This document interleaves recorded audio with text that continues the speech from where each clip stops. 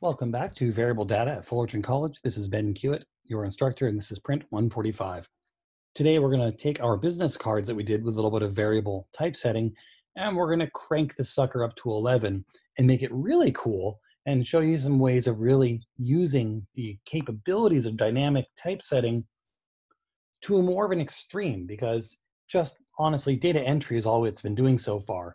But if we play with the formatting and come up with one or two conditional rules, and I'm talking about, pun intended, some very basic programming language, just like BASIC from back in the days. One of the most important things in all of computer programming is the if-then switch. You tell it, if this, then do this. If not, then do that. And we're going to work on that one in this card as well, though it may be in a second video because this first one may take a little bit of time. The first one I want to do is show you how you can actually use part of a data point and not have to use the whole thing. It's not that likely that someone's email address is just going to be their last name at company.com. So let's go ahead. I'm going to delete this.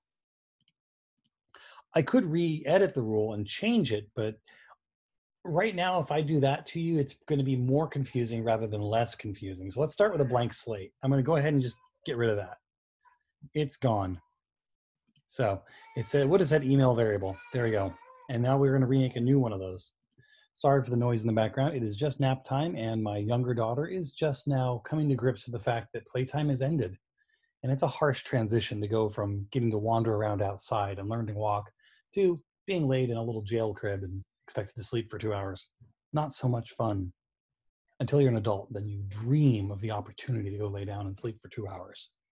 Okay, so we're going to make a new content object. We're going to call it email-variable because I am so creative. It's still a text type.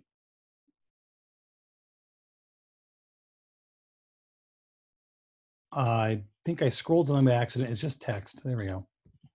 So now what we're going to do is we're going to build an email out of data, multiple data points again, but we're going to do it a little bit differently. I'm going to show you how to get the first initial out of the first name. And it's a little weird. It's going to feel really clunky, and there's a couple things about this that are going to throw you off. One of them is you're talking to a computer. And when you talk to a computer, not only do you speak through the mouse and ask it to calculate transparent aluminum, when you're talking to a computer, you have to use language that it understands. The other difficulty is that computers are programmed by people. And the initial programming team that worked on this was not American. And that's going to be a slight cultural difference in how things are counted. And we'll look at that when we get to it. So know that those are going to be two things to look at. So the value on this one is we're going to use something called substring. You have to scroll down below all this. If it's the first one past the standard things of end of paragraphs, line breaks, all the normal data points, scrolling, substring. Remember that a string in XMPie is a series of words or letters, a series of characters. String means put these letters here. Substring means, you guessed it, put some of these letters here. So now we're going to choose, I want you to make this screen a little bit bigger so you can really see the whole thing. There we go. Yes, that's much better. So it's going to kind of play out, and I'm sorry if this causes anybody PTSD. I should have given you trigger warnings. It's going to play out a little bit like an algebraic equation from, junior high, high school math, which is about as complex as I can remember. Darn it, I wish I still knew calculus. It's gone. I haven't used it. Anyways, so substring. That means whatever's inside these parentheses is what we're going to take the substring of. And here's how this thing's going to work. First of these three objects inside here is address, or the content object. We'll just go straight to the one we're going to use, first name. Then there's a number followed by a number, comma, another number followed by a number. So telling it to get the substring, we're then looking it up kind of like chapter and verse in a book. We're saying, okay, go to first name and give me the, starting at this point, the first number is what start point in the word do you get? The second number is how many characters that you want.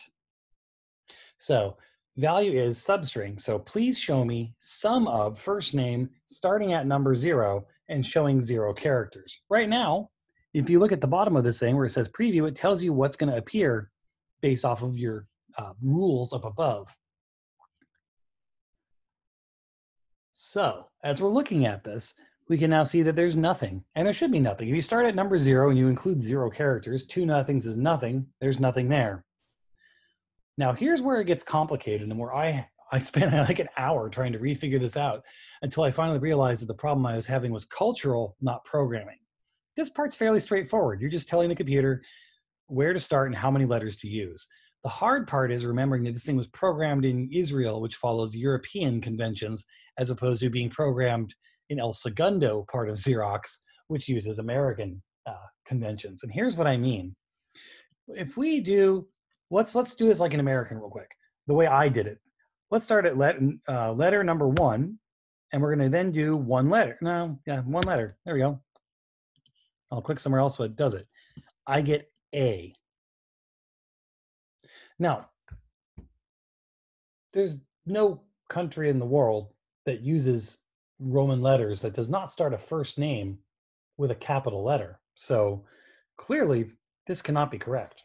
Why would it be a lowercase a? Let's make it a little bit more. Let's do 5 letters after it just to see what it gives us. Ames. If we remember correctly from all of our butt videos, the first name in this whole thing, because we're at recipient number 1, is James. James Butt. The butt of all our jokes. Anyways, Ames is clearly not starting on the first letter, but it says number 1. Number 1 should be the first letter. Well, allow me to pose you this riddle. If you jumped out of a first floor window here in the United States, how hurt would you be? Versus if you jumped out of a first floor window in Europe, how injured would you be? Because we name our floors differently. In the US, the first floor is the ground floor. So a 1-story building, first story is on the ground. Our print lab at school, that's a 1-story building. We're on the ground floor, that's 1. We start with 1 at ground.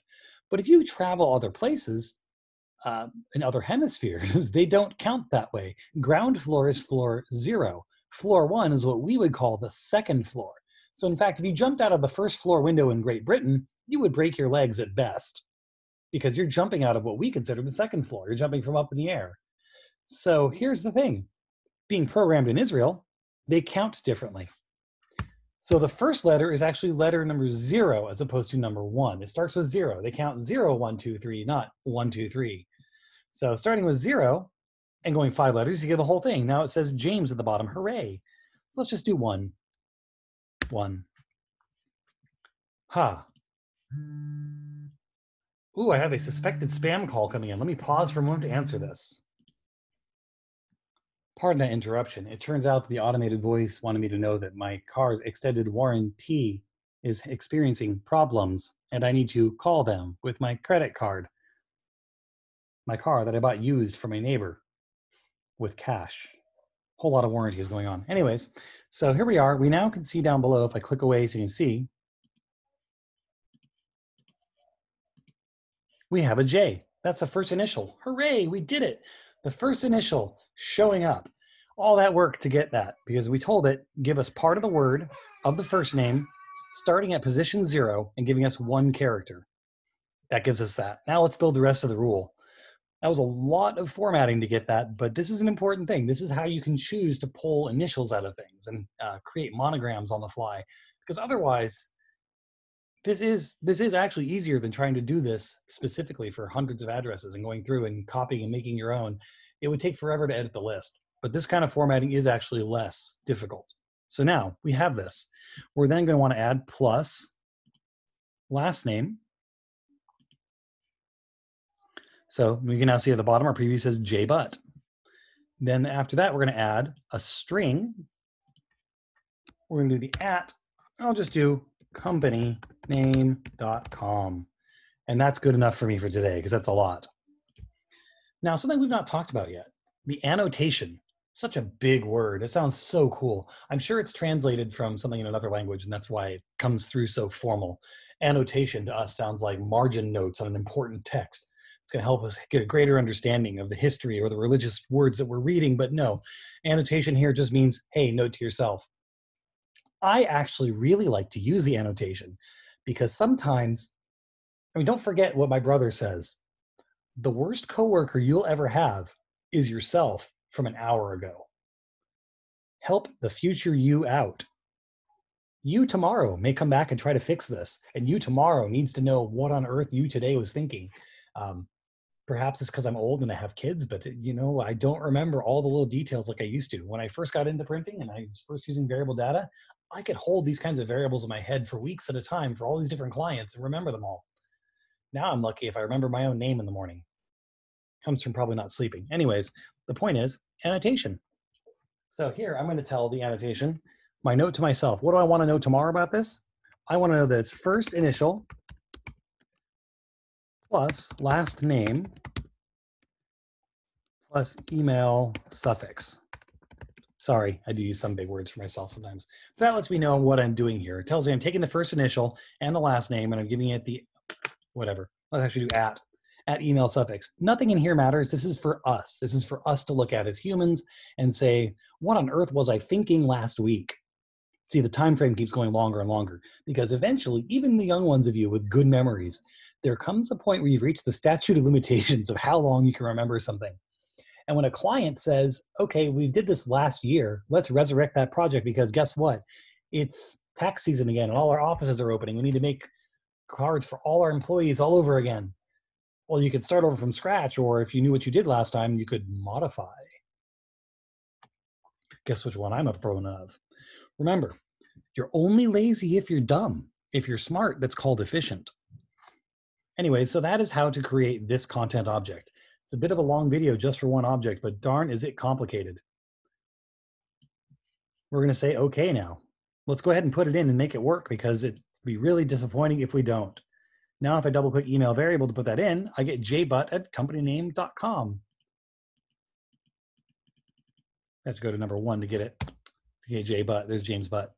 And you can scroll around and around. They see me scrolling. Oh my gosh, I screwed up. Do you guys see that? As we scroll, you'll notice that somebody, I'm not pointing any fingers here. Actually, I am, but my camera's not on. Somebody forgot to keep his text box big enough or to give his text the dynamic formatting necessary to actually fit in that box. And that little company name under the person's name got cut off. Bad llama. All right, until next time, guys.